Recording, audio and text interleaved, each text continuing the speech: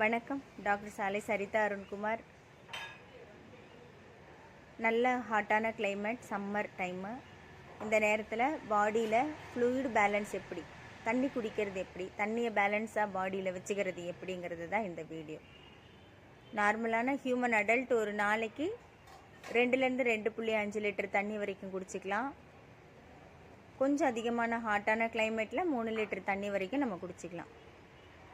தண்ணி குடிக்கிறப்ப ஒரு 1/2 லிட்டர் தண்ணியை மொத்தமாக நம்ம குடிக்கலாமா அப்படின்னா, அப்படி மொத்தமாக தண்ணி நம்ம குடிக்கக்கூடாது. தண்ணி எப்போ குடிக்கும்போதும் சிப்பாக தான் குடிக்கணும். அடுத்து எவ்வளவு நேரத்துக்கு ஒரு தடவை தண்ணி குடிக்கணும்? கரெக்டாக 1.5 மணி நேரத்துக்கு ஒரு 150 மில்லி தண்ணி தான் நம்ம குடிக்கணும்.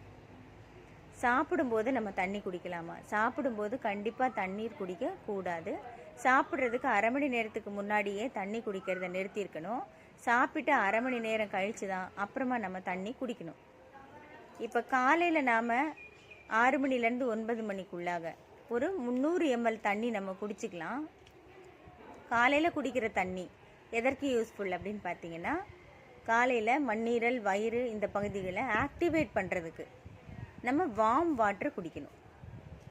சிப்பாக வார்ம் வாட்டர் குடிச்சிக்கணும்.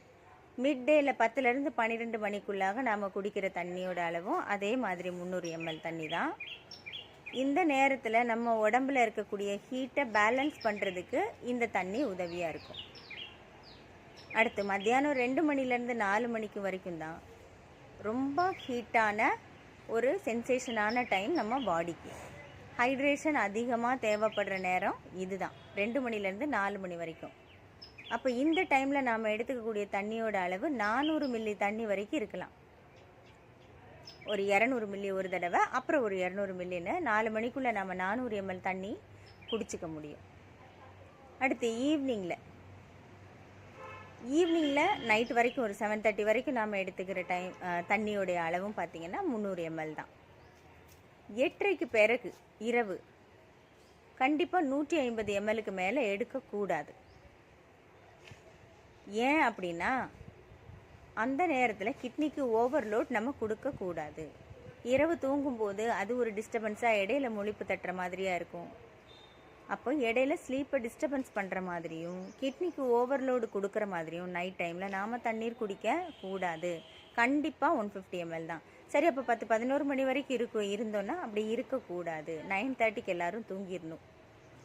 அதுக்குள்ளே 8:30 மணிக்கு 150 ml தண்ணி குடிக்கிறதோட சரி, அப்புறம் படுக்க போயிடணும். இது மாதிரி அப்போ தண்ணி குடிக்கிறது இந்த முறையில் தான் குடிக்கணும். சரி, என்ன மாதிரி தண்ணி குடிக்கலாம் அப்படின்னு பார்த்தீங்கன்னா, சீரகம் கலந்து கொதிக்க வச்சு குடிச்சிக்கலாம், வெட்டிவேர் கலந்து கொதிக்க வச்சு குடிச்சிக்கலாம். சரி, நம்ம உடம்புக்கான தண்ணியை நாம் எப்படி இதை கண்டுபிடிச்சி பேலன்ஸ் பண்ணிக்கணும்? நமக்கு ரொம்ப வறட்சியான தொண்டையாக இருக்குது, உலர்ந்த உதடுகளாக இருக்குது, மலச்சிக்கல் பிரச்சனை இருக்குது அப்படின்னா, தாகம் ஜாஸ்தியாக இருக்குது அப்படின்னா ஃப்ளூயிடை கொஞ்சம் இன்க்ரீஸ் பண்ணிக்கலாம். கொஞ்சம்ன்றது லிட்டர் கணக்கில் கிடையாது. அடுத்து ஒருவேளை ரொம்ப கேஸ் ப்ளோட்டிங்காக இருக்குது, கேஸ் ப்ராப்ளமாக இருக்குது, பசியே இல்லை, அதே சமயத்தில் தண்ணீர் தாகமும் இல்லை, ஃப்ளூயிடிட்டியை கொஞ்சம் நம்ம குறைச்சிக்கலாம். இப்படி சிம்டம்ஸை வச்சுக்கிட்டு நம்மளே நம்ம பாடிக்கு எவ்வளோ தண்ணி தேவையோ குடிச்சிக்கணும்.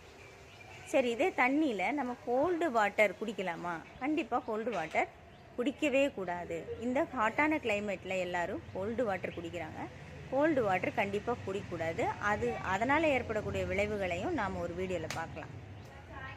அப்போ இது மாதிரி சீரான அளவில் தண்ணீர் எடுத்து உடம்போட ஆரோக்கியத்தை பாதுகாப்பாக வச்சு நாம் இந்த சம்மர் டைமை நம்ம உடல் நலத்தை பேணி பாதுகாத்து கடந்து வரணும். அனைவருக்கும் வணக்கம்.